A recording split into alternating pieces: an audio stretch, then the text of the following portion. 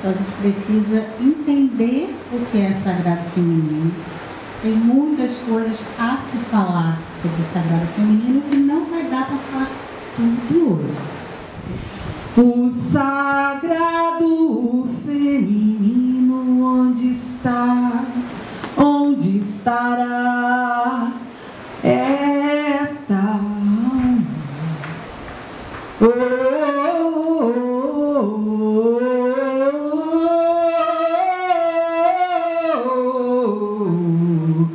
Eu encontro o sagrado nas princesas, nas freiras, nas serviçais de todos os trabalhos desse mundo.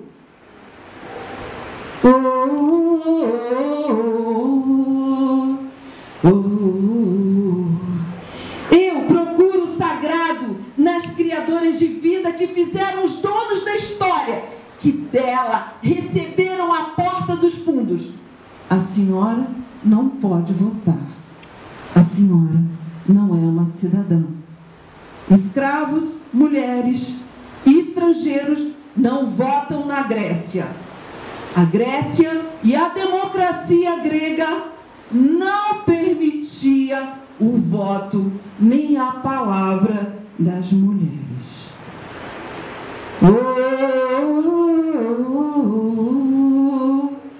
Mas eu sonho com vocês um novo florescimento que nos traga uma era de esperança fêmea. Isso, esperança menina, capaz de renascer homens e mulheres realmente livres. O mundo fala em Deus, o Deus, o Deus, o Deus. Tudo no masculino. Só que já tem muita coisa comprovada que não é apenas o Deus. Tem o Deus e tem a deusa também. Isso já está provado historicamente e cientificamente. Então a gente precisa falar que isso existe.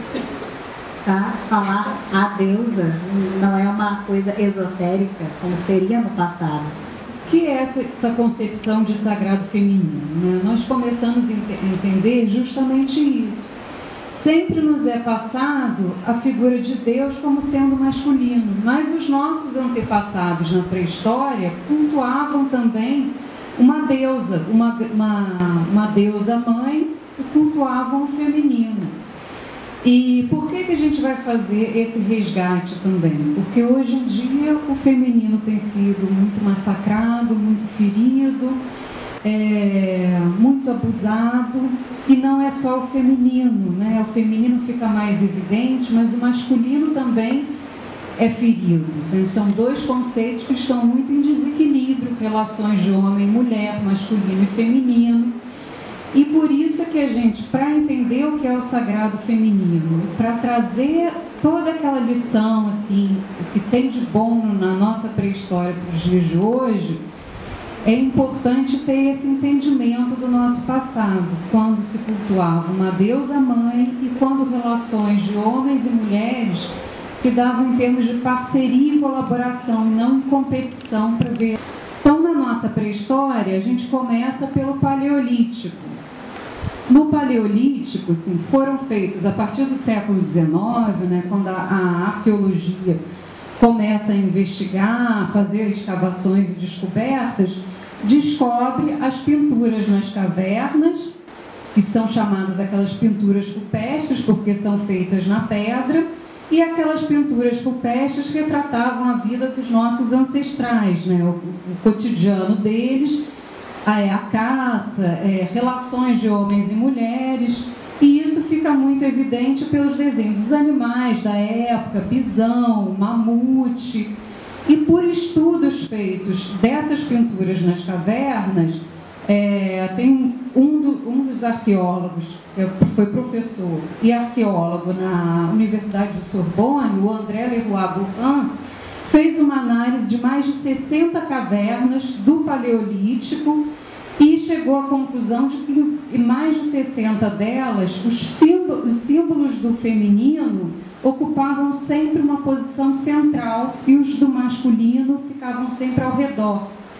Além dessas pinturas nas cavernas, também no período do Paleolítico, foram encontradas estatuetas pequenininhas, feitas de osso, de marfim, de presa de mamute, de deusas, de figuras femininas que foram denominadas de Vênus, que é a deusa grega do amor. Mas, assim, também essa concepção de Vênus é muito equivocada, porque ela remete a um ideal de beleza e de estética que não era bem o que essas figuras representavam, né? Mas como elas são conhecidas como as Vênus do Paleolítico.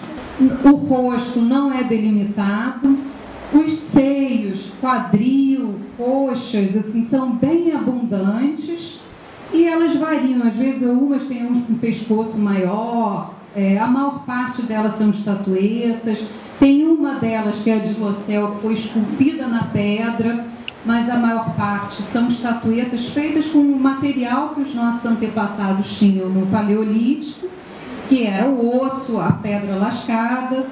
Mas isso tudo começa a mudar com as invasões dos indo-europeus. Os indo-europeus eram tribos nômades que viviam no que seria hoje mais ou menos lá na Rússia, nas estepes, perto do Mar Negro. Era um povo que domesticou o cavalo e com essa domesticação do cavalo permitiu que eles se expandissem. E eles já tinham uma relação diferente, assim, eram mais militarizados, tinham armas, espadas, e quando eles se expandem e chegam naquele pedaço estudado, assim, que a gente mostrou aqui, que seria mais ou menos a Europa antiga, nessas sociedades agrícolas, pacíficas, eles os conquistam com muita facilidade. E conquistando, impõem o modo de vida deles, né? Aí já começa a haver uma mudança a partir daí, porque eram culturas muito diferentes. Uma cultura pacífica, que plantava, criava animais, de parceria entre homens e mulheres, que não havia hierarquia, e uma outra cultura de violência, de guerra, de conquista, né? Usava tecnologias para destruição e não para produção. Então, com esse choque cultural, isso assim não foi ocorrendo de forma gradual a partir do final do Neolítico, é aí que a gente chama Paleolítico, Neolítico, Idade dos Metais, que seria cobre, bronze e ferro. Durante isso que a gente chama de Idade dos Metais, foram tendo essas ondas indo-europeias, também chamada pela Maria Guimbutas, que é essa arqueóloga que estudou bastante essa parte de feminino na pré-história, de curgos, de curganização, por denominar esses povos nômades que invadiam e conquistavam os outros e com isso impunham o modo deles a cultura deles, né? E para justificar tudo isso, havia uma hierarquia. Em geral era um homem que tinha um poder militar, né, um poder de armas assim, superior para subjugar os outros. Não eram só as mulheres que eram dominadas, porque aí eles invadiam, eles pegavam como espólio assim, o que aquele povo tinha plantado, o que eles tinham. As mulheres eram praticamente troféus de guerra e os outros homens assim eram transformados em escravos porque havia essa hierarquia. Aí as sepulturas não são mais igualitárias. Em geral, desses povos indo-europeus conquistadores, é aquela sepultura em que há um esqueleto de um homem maior, forte, enterrado, cheio de armas ao redor, com as mulheres, os esqueletos das mulheres sacrificados e com animais sacrificados também. Isso já mostra assim, um status, uma hierarquia. Já houve uma mudança e com o tempo essas sociedades agrícolas foram sendo conquistadas, até porque eram culturas pacíficas, não tinham como se defender dessas tribos mais militarizadas, e ao longo do tempo isso foi mudando, né? Então a cultura, as culturas agrícolas de Paleolítico, de Neolítico, né, por serem agrárias, pacíficas, tinham esse foco na mãe, na mulher. As culturas, a cultura indo-europeia de invasora já cultuava assim, não cultuava uma deusa mãe, que nutre, que dá a vida, não fazia nada disso. Era um deus punitivo, raivoso, vingativo, porque isso justificava culturalmente o domínio sobre os outros povos, de como muda essa narrativa, é essa lenda do Minotauro, né? Uma figura que era associada ao feminino, vira um monstro com cabeça de touro, corpo de homem, que fica num labirinto e as pessoas são jogadas lá para serem sacrificadas.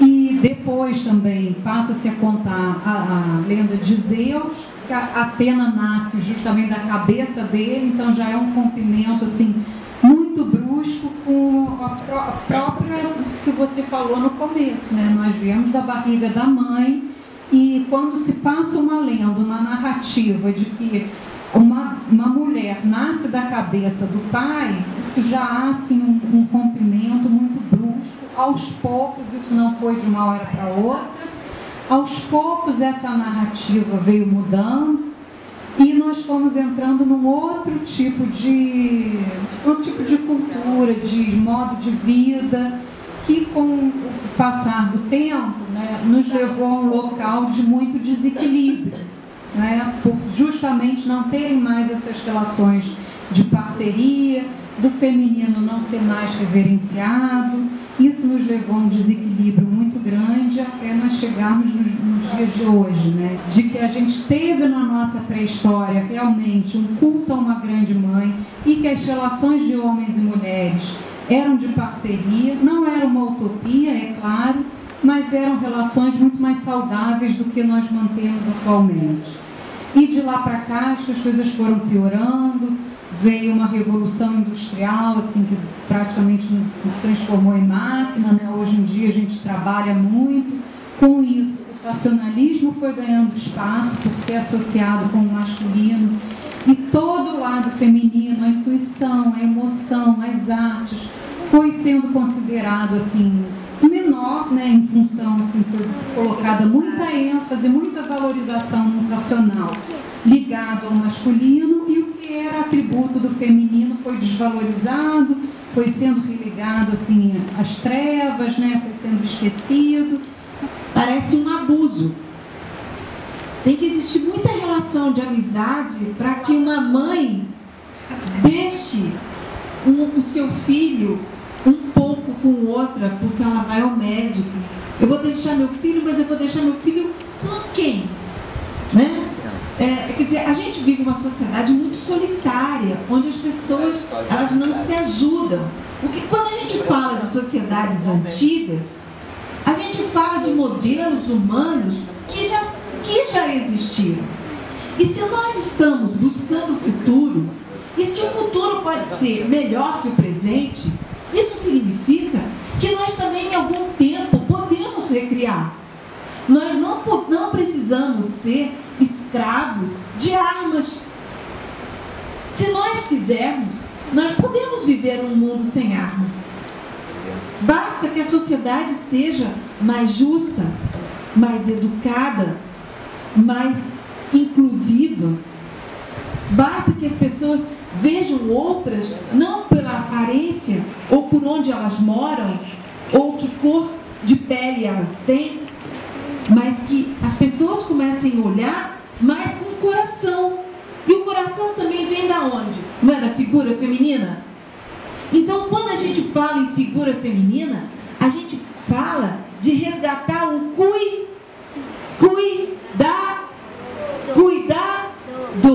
Um tem que cuidar do outro.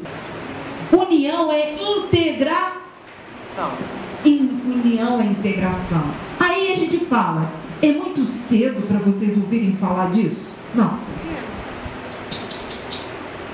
Mãe é sagrada. Vó é sagrada. Bisavó foi algum dia sagrada. Triavó é sagrada. Porque vocês só chegaram aqui porque teve uma triavó. Só chegaram aqui porque tiveram uma bisavó.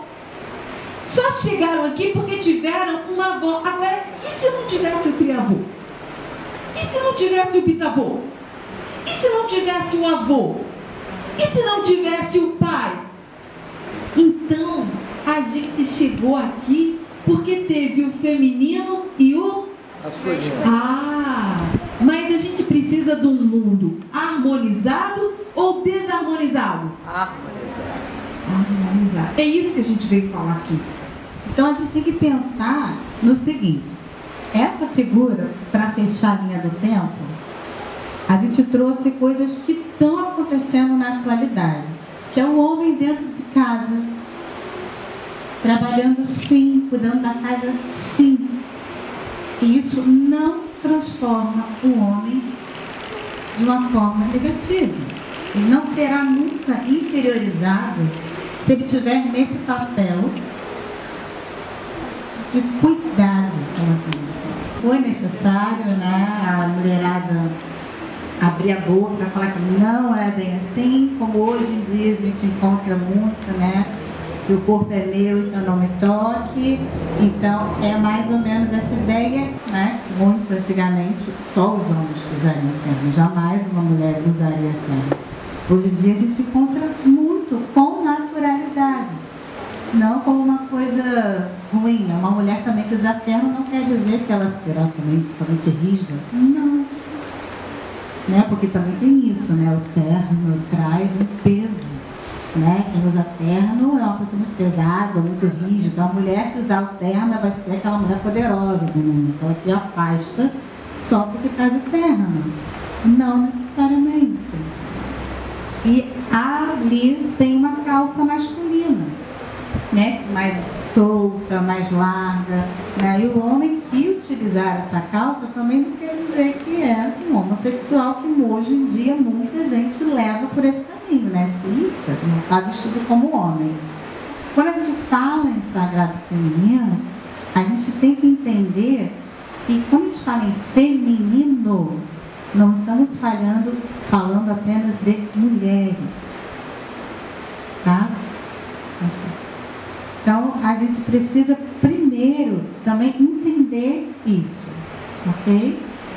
Então, para a gente chegar na questão toda do termo sagrado feminino, a gente precisa questionar o que é sagrado. O sagrado está sempre relacionado a algo que mereça ter uma relação divina ou algum objeto que eu leve esse reverenciar. O quanto ainda a experiência do poder não é uma experiência compartilhada.